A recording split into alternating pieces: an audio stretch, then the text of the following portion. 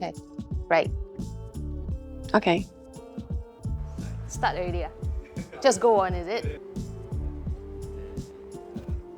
Macam beat boss tu lah semua. Start. Hi. Hi. I'm stuck now. You can just cover a bit lah. Ada mirror ke? Ada.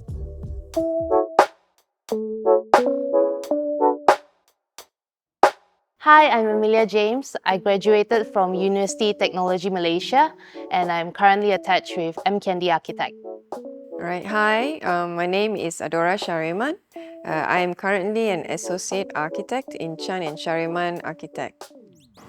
I graduated from AA, the Architectural Association in London, UK. Hello everyone, my name is Ang. I graduated from Curtin University of Technology in 2029. I began my career with a small architecture practice in Australia where I worked for a year before returning to KK. My name is Kenneth Fong.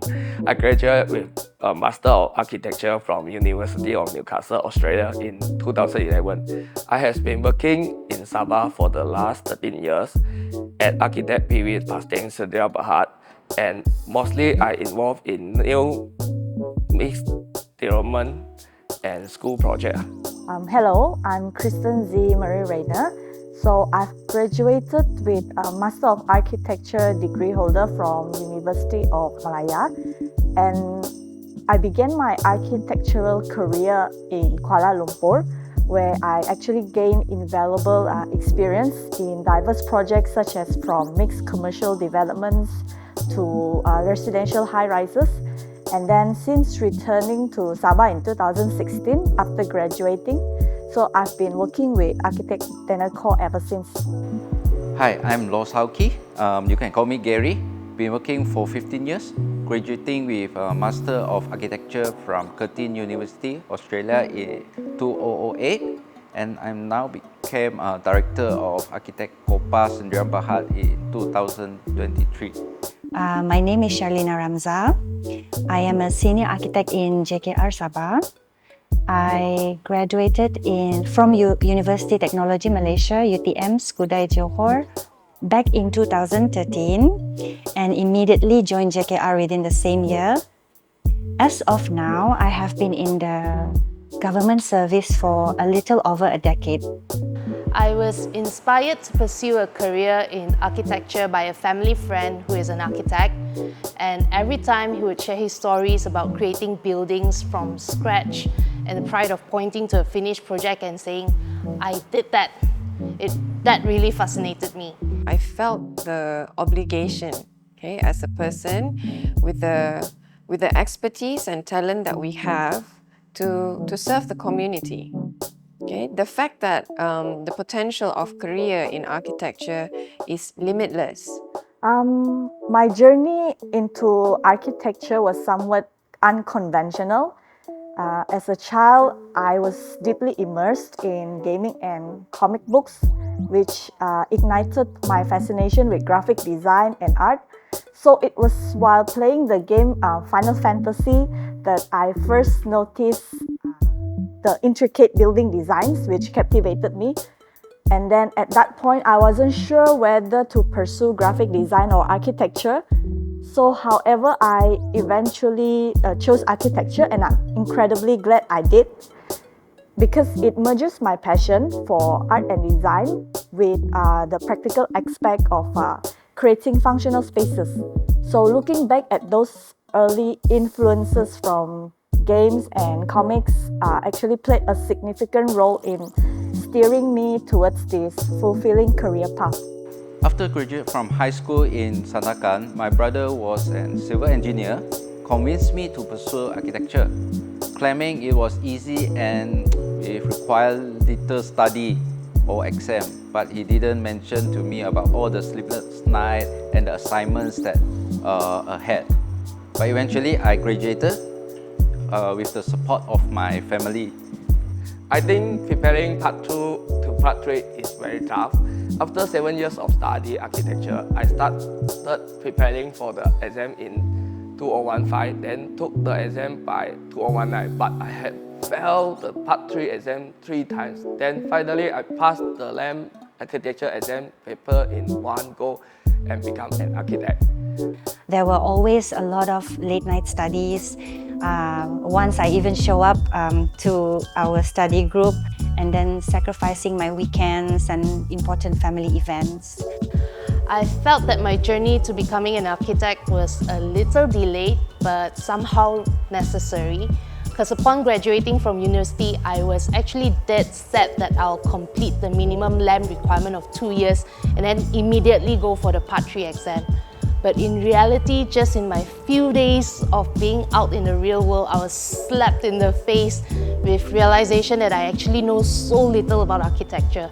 So I had to tell myself that I really have to reset my goal again and set my mind in nailing the Part 3, which eventually I achieved after much sweat, blood, tears, and many prayers, of course. Thankfully, my family is supportive to take care of the kid, okay, while I'm group studying at night and during the weekend. Late night study become unavoidable. However, I managed by breaking down materials into manageable segments and dedicating time each day after work over several months. Additionally, I maintain a daily exercise routine to manage stress and stay focused, a habit I have continued to uphold to this day. As a father of 2, this makes it more challenging. I need to have balance between the family and study and working.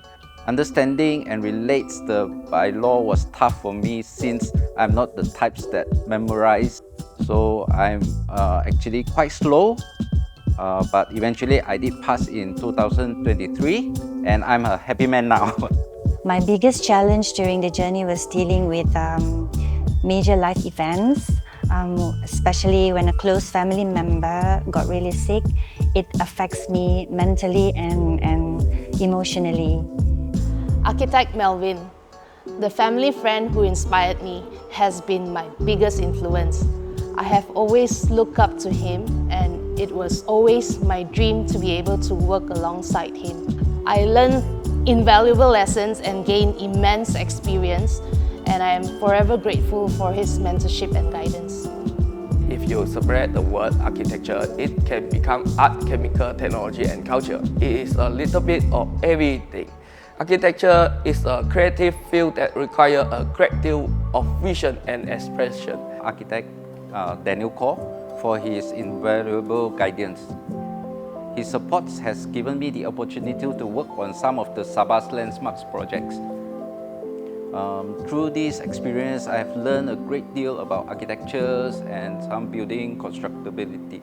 Puan Mazida Chegani, because her passion for both architecture and art was truly inspiring to me, she founded these New Artisans, a curated platform highlighting emerging design, art and architecture talents in Malaysia. This fusion heavily influences my architectural beliefs, emphasizing their combined impact on shaping the meaningful spaces and experience for the people. I think my dad is the one who inspired me to become an architect. Ever since I was young, I have admired intricate buildings and structure due to my father being an engineer. The biggest mentor in my architecture journey is not other than my parents, who are both architects.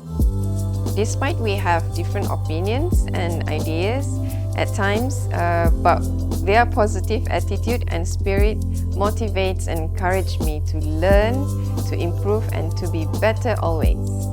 To me, architecture is a statement. It is one of the tangible visual cues that reflects the well-being of a city and a community in general.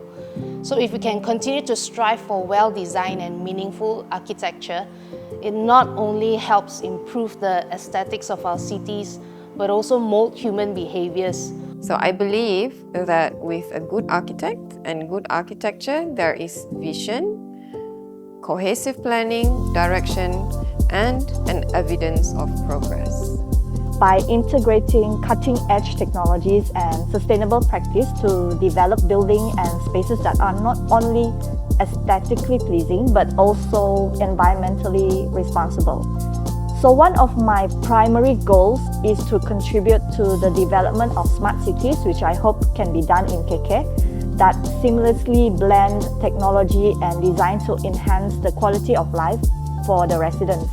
Architecture also needs to be designed and to be treated like a human being. It has life of itself. Allow it to grow and age harmoniously with the nature and environment. Always designed to fit to the purpose and the objective of the project. Therefore, we as architects are responsible to create safe and functional spaces and building environments that provide sensory stimulation. I believe, like many architects, I aspire to contribute positively to the built environments and aim to earn recognition for my works. The visions and the goal of developer are key too. When they set a solid goals or plans or aim high, it's a guidance for architects to create space that truly enhance our daily lives. I do hope to contribute to a better built environment by providing a simple yet effective architectural solution that will serve our community well. Never give up and keep moving forward. Eventually, you can do it. Best time to start preparing for your Part 3 exam is now. No matter how many times you fail, keep trying, because the harder the journey, the sweeter the success.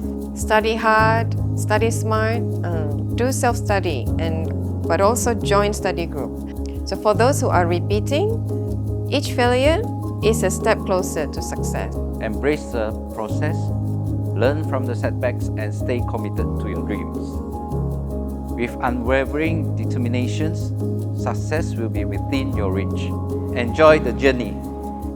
Always remember that Part 3 exam is not a competition. To me, it is actually a personal journey. Everyone has different pace, different situation, so don't give up. We will all reach there eventually.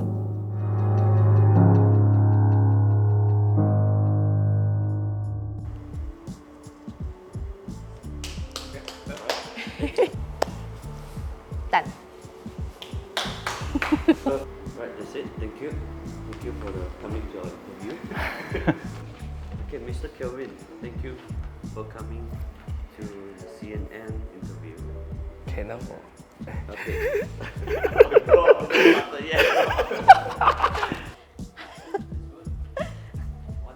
Not much bloopers. No lah, got script bah, got script. Maybe 等下你那边 cut 进来这样。Okay. Alright, that's it. That's the end of the interview. Thank you. Do I have to repeat again?